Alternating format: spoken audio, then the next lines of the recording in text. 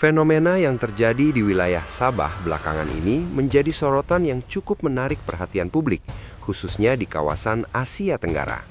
Di tengah upaya pemerintah Malaysia untuk memperkuat identitas nasional melalui penggunaan bahasa Melayu sebagai bahasa kebangsaan, justru muncul respons yang tidak terduga dari sebagian masyarakat di Sabah. Alih-alih mengikuti arus kebijakan tersebut, sebagian warga di wilayah ini menunjukkan kecenderungan yang berbeda, bahkan bisa dikatakan berlawanan arah, dengan mulai ramai-ramai menggunakan dan mempelajari bahasa Indonesia dalam kehidupan sehari-hari. Situasi ini tidak dapat dilepaskan dari pernyataan tegas yang disampaikan oleh Sultan Ibrahim yang mengingatkan bahwa setiap warga negara wajib menjunjung tinggi bahasa Melayu sebagai identitas nasional. Dan bahasa Melayu mesti menjadi bahasa utama kerana ianya adalah bahasa kebangsaan. Bahkan dalam pernyataan tersebut, tersirat pesan bahwa siapapun yang tidak menerima bahasa Melayu sebagai bahasa kebangsaan sebaiknya tidak tinggal di Malaysia. Pernyataan ini tentu saja menimbulkan berbagai reaksi di kalangan masyarakat, termasuk di Sabah yang memiliki latar belakang sejarah, budaya, dan identitas yang sedikit berbeda dibandingkan dengan wilayah semenanjung Malaysia. Alih-alih menanggapi dengan penolakan terbuka atau protes keras, sebagian warga Sabah justru memilih pendekatan yang lebih halus namun penuh makna, yaitu melalui sindiran yang dikemas dalam bentuk humor dan konten video. Di berbagai platform media sosial, mulai bermunculan video-video yang memperlihatkan percakapan sehari-hari dengan menggunakan bahasa Indonesia. Menariknya, penggunaan bahasa ini tidak sekadar sebagai alat komunikasi, melainkan juga sebagai bentuk ekspresi sosial yang syarat dengan pesan tersirat.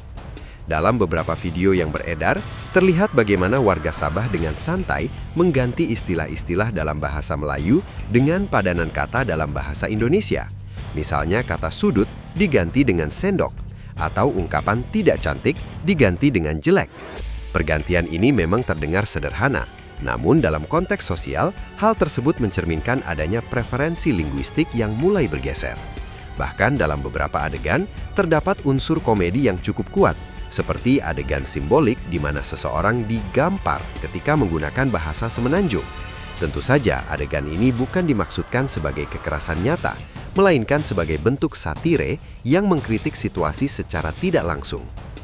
Fenomena ini semakin menarik ketika dilihat dari interaksi antara warga lokal dengan wisatawan asing. Dalam beberapa video, terlihat bahwa turis atau bule yang berkunjung ke Sabah justru diajarkan bahasa Indonesia, bukan bahasa Melayu. Hal ini menimbulkan pertanyaan yang cukup mendalam.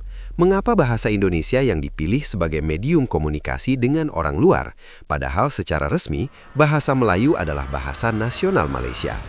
Jawaban dari pertanyaan ini kemungkinan besar berkaitan dengan persepsi masyarakat terhadap kemudahan, popularitas, serta daya tarik bahasa Indonesia yang saat ini semakin luas dikenal di kawasan regional. Tidak dapat dipungkiri bahwa kedekatan geografis antara Sabah dan Indonesia juga turut mempengaruhi dinamika ini. Sabah yang berada di Pulau Kalimantan memiliki interaksi yang cukup intens dengan wilayah Indonesia, baik dari segi perdagangan, budaya, maupun mobilitas penduduk. Interaksi ini secara tidak langsung menciptakan ruang pertukaran bahasa yang cukup aktif, sehingga masyarakat di Sabah menjadi lebih familiar dengan bahasa Indonesia. Selain faktor geografis, pengaruh media sosial juga memainkan peran yang sangat signifikan. Konten-konten dari Indonesia, baik berupa video hiburan, musik, maupun vlog, memiliki jangkauan yang sangat luas dan mudah diakses oleh masyarakat Sabah. Bahasa yang digunakan dalam konten tersebut yang cenderung santai, ekspresif, dan mudah dipahami membuat banyak orang merasa lebih nyaman dan tertarik untuk menggunakannya dalam percakapan sehari-hari. Istilah-istilah populer seperti gacor, panjir, atau enjoy menjadi bagian dari kosakata yang digunakan secara spontan, meskipun sebenarnya berasal dari konteks yang berbeda. Dalam konteks ini dapat dilihat bahwa bahasa tidak lagi sekadar alat komunikasi formal, melainkan telah menjadi bagian dari gaya hidup dan identitas sosial. Generasi muda khususnya cenderung lebih fleksibel dalam memilih bahasa yang mereka gunakan. Mereka tidak terikat sepenuhnya pada norma linguistik yang ditetapkan oleh negara, melainkan lebih dipengaruhi oleh tren, lingkungan sosial, dan media yang mereka konsumsi. Ini menciptakan fenomena yang disebut sebagai code mixing atau pencampuran bahasa, di mana berbagai bahasa digunakan secara bersamaan dalam satu percakapan. Namun demikian, fenomena ini juga menimbulkan pertanyaan yang lebih dalam mengenai identitas nasional dan integrasi sosial. Bahasa merupakan salah satu simbol utama dari identitas suatu bangsa. Ketika terjadi pergeseran dalam penggunaan bahasa, maka secara tidak langsung, hal tersebut juga mencerminkan perubahan dalam cara masyarakat memandang identitas mereka sendiri. Dalam kasus Sabah, penggunaan bahasa Indonesia dapat diartikan sebagai bentuk ekspresi identitas lokal yang berbeda dari narasi nasional yang dominan. Perbedaan ini semakin terlihat ketika dibandingkan dengan wilayah semenanjung Malaysia. Secara historis dan politik, Sabah memiliki latar belakang yang berbeda, termasuk dalam hal pembentukan negara dan hubungan dengan pemerintah pusat. Perbedaan ini menciptakan dinamika tersendiri dalam hal identitas, di mana masyarakat Sabah mungkin merasa memiliki karakteristik yang unik dan tidak sepenuhnya sama dengan wilayah lain di Malaysia. Dalam konteks ini, bahasa menjadi salah satu medium untuk mengekspresikan perbedaan tersebut. Di sisi lain, penggunaan humor dan satir dalam menyampaikan kritik juga menunjukkan tingkat kecerdasan sosial yang cukup tinggi. Alih-alih melakukan konfrontasi langsung, masyarakat memilih untuk menyampaikan pesan mereka melalui cara yang lebih kreatif dan tidak menimbulkan konflik terbuka. Hal ini mencerminkan adanya upaya untuk menjaga keseimbangan antara ekspresi kebebasan dan stabilitas sosial.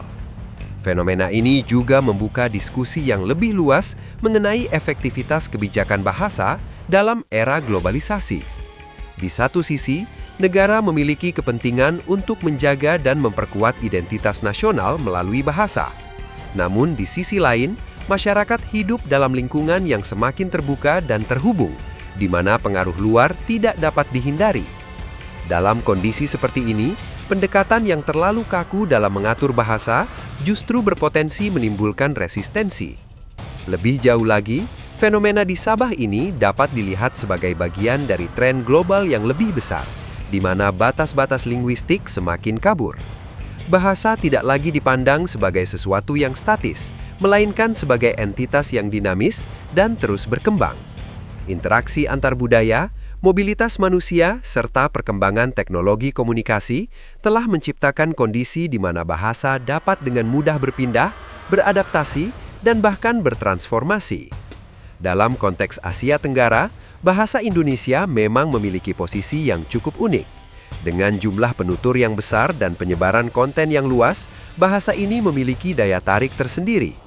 Tidak mengherankan jika bahasa Indonesia mulai digunakan di berbagai konteks di luar wilayah Indonesia, termasuk di Sabah.